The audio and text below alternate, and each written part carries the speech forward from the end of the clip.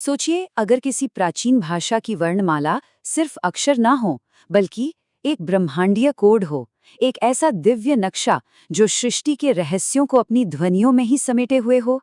आज हम संस्कृत व्याकरण की आत्मा यानी महेश्वर सूत्रों की इसी फैसिनेटिंग दुनिया में गोता लगाने वाले हैं। इसकी कहानी एक पौराणिक कथा से शुरू होती है। कहते हैं कि जब भगवान शिव ने अपना तांडव नृत्य समाप्त किया तो उनकी डमरू से 14 बार ध्वनि निकली। और सुनिए, ये कोई आम ध्वनियां नहीं थी, ये ज्ञान का एक जाल था जिसे बाद में शिव सूत्र या महेश्वर सूत्र के नाम से जाना गया।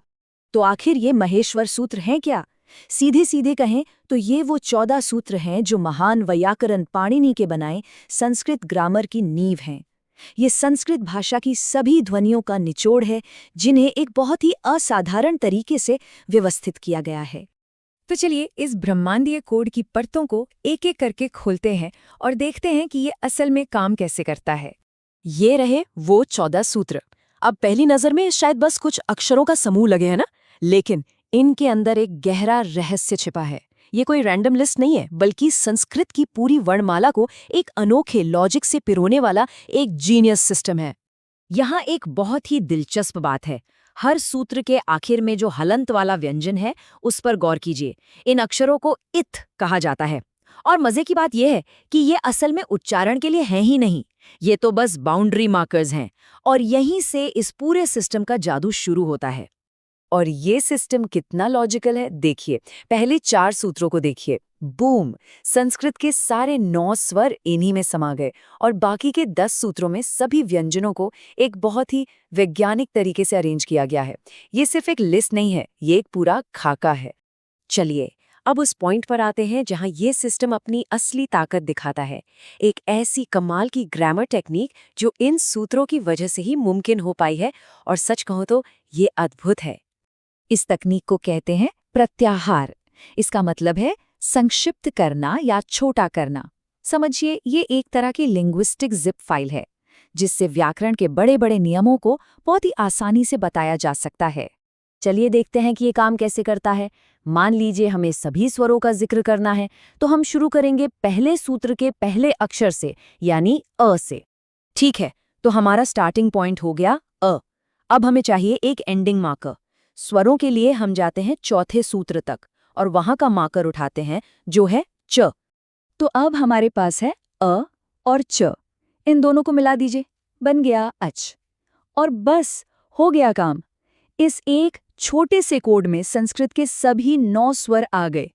अ, ई, उ, री, री, ए, ओ, ऐ और औ। सोचिए कितनी शानदार सादगी है ये। और बात यहीं खत्म नहीं होती। इन 14 सरल लाइनों से पाणिनि के व्याकरण में ऐसे 42 प्रत्याहार या कोड बनाए जा सकते हैं। ये तो मतलब एफिशिएंसी और कंप्रेशन का चरम है। लेकिन रुकिए, इन सूत्रों की प्रतिभा सिर्फ टेक्निकल नहीं है।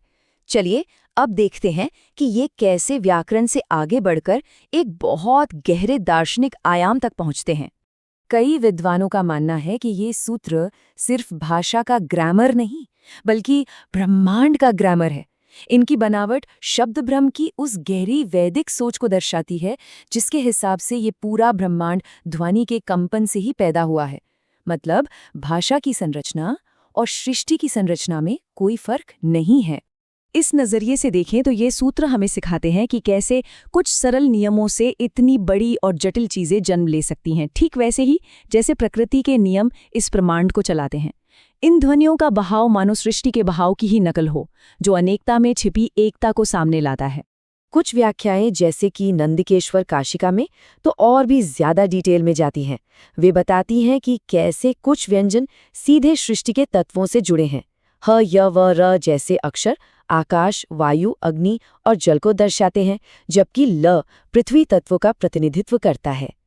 और शायद सबसे गहरा प्रतीक, जब सूत्रों की पहली ध्वनि अ और आखिरी व्यंजन ह को मिलाया जाता है तो शब्द बनता है अहम, यानी मैं या आत्म।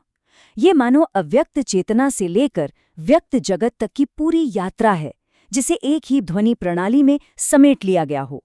तो इस सदियों पुरानी व्यवस्था की इस असाधारण प्रतिभा से हम क्या समझ सकते हैं? सबसे बड़ी बात जो हमें समझनी चाहिए वो ये है कि महेश्वर सूत्र सिर्फ भाषाई विज्ञान नहीं है, ये आध्यात्मिक कला का भी एक अद्भुत संगम है। वे एक ऐसी प्राचीन समझ का सबूत है जिसमें भाषा की बनावट और हकीकत की बनावट के बीच कोई दीवार नहीं देखी गई। और ये हमें एक बहुत बड़े सवाल के साथ छोड़ जाता है। अगर एक पूरी की पूरी जटिल भाषा को सिर्फ 14 ध्वनियों के खूबसूरत सिस्टम में कोड किया जा सकता है, तो ये हमें हमारी अपनी भाषा की ताकत और बनावट के बारे में क्या बताता है? हम हर दिन जिन शब्दों का इस्तेमाल करते हैं, उनमें ना जाने कौन से गहरे पैटर्न्स और रहस्य छिपे हो सकते हैं।